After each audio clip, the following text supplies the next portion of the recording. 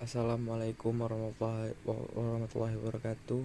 Saya Yudi Pandi dengan NIM C0D020040 ingin mempresentasikan tugas manajemen perpajakan minggu ke-6 tentang pembelian sumber pembiayaan. Ada pengertiannya adalah salah satunya adalah dampak dari menahan laba atau pendanaan internal. Laba ditahan merupakan salah satu sumber dana yang paling penting untuk membiayai perusahaan. Laba ditahan diperoleh dari hasil kegiatan operasi perusahaan, dan penumpukan dana cadangan adalah untuk investasi dalam pengembangan perusahaan dan meningkatkan kinerja operasi. Jika dibandingkan dengan utang modal, laba ditahan bukan merupakan satu pembatasan pembayaran. Dengan menggunakan pembiayaan internal, maka akan membuat suatu perusahaan tumbuh tanpa memberikan kewenangan manajemen laba ditahan atau return earning bukan merupakan objek pajak penghasilan karena sudah dikenakan pajak pada saat sebagai laba tahun berjalan. Dampak dari pendanaan melalui modal dan distribusi laba. Dampak dari pendanaan melalui modal dan distribusi laba. Pendanaan dalam bentuk modal dilakukan oleh perusahaan melalui penjualan kepemilikan saham. Biasa perusahaan tersebut contoh lain seperti persekutuan yang menjual bagian kemitraannya kepada investor baru. Pembiayaan modal juga ada dalam berbagai bentuk. Kebanyakan yang biasa adalah kontribusi kepada modal selalu dalam bentuk kas, tetapi terkadang dalam bentuk properti oleh para mitra dalam persekutuan atau pemilik dari perusahaan terbatas. Dividen adalah pembagian laba kepada pemegang saham berdasarkan banyaknya saham yang dimiliki.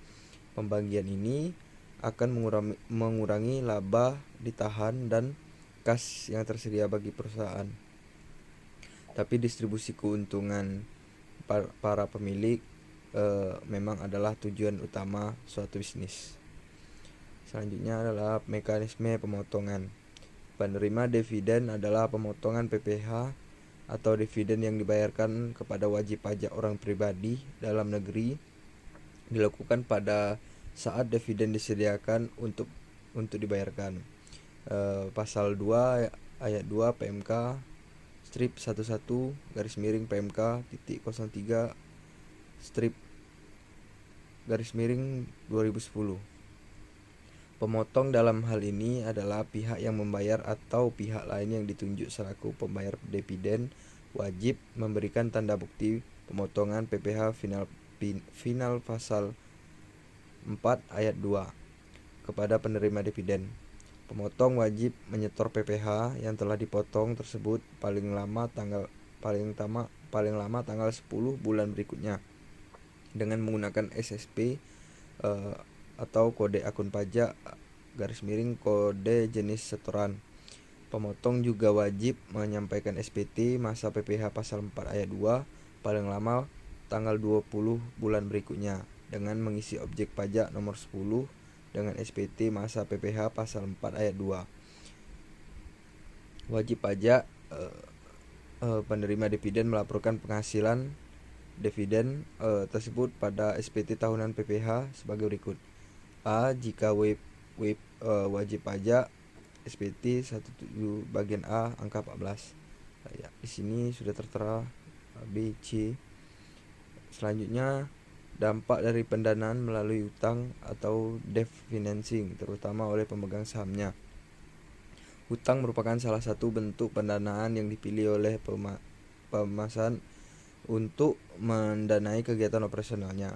Para pemilik perusahaan atau pemegang saham cenderung menghindari hutang yang ekstrim, baik hutang jangka pendek maupun jangka panjang, karena akan menurunkan nilai perusahaan.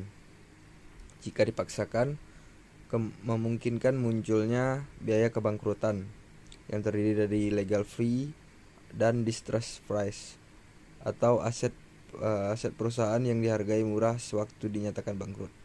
Pendanaan berupa hutang dibagi menjadi dua, yaitu satu, hutang jangka pendek atau kurang dari 1 tahun, lazim digunakan untuk kebutuhan jangka pendek, terdiri atas hutang dagang dan kewajiban yang harus dibayar seperti upah dan pajak. Dua, pajak hutang jangka panjang atau adalah hutang dengan memiliki jatuh tempo lebih dari 1 tahun, biasanya berbentuk hipotek dan obligasi. Jika terjadi likuidasi, ke kreditor akan dibayar terlebih dahulu dari hasil penjualan aktiva tetap yang dipergunakan sebagai bagian dalam perjanjian kreditnya. Kesimpulan tentang pemilihan sumber pembiayaan ini adalah salah satu kunci sukses dalam memulai bisnis adalah melalui pembiayaan. Pembiayaan tersebut terdiri dari dua bentuk, yaitu melalui pembiayaan internal dan pembiayaan eksternal.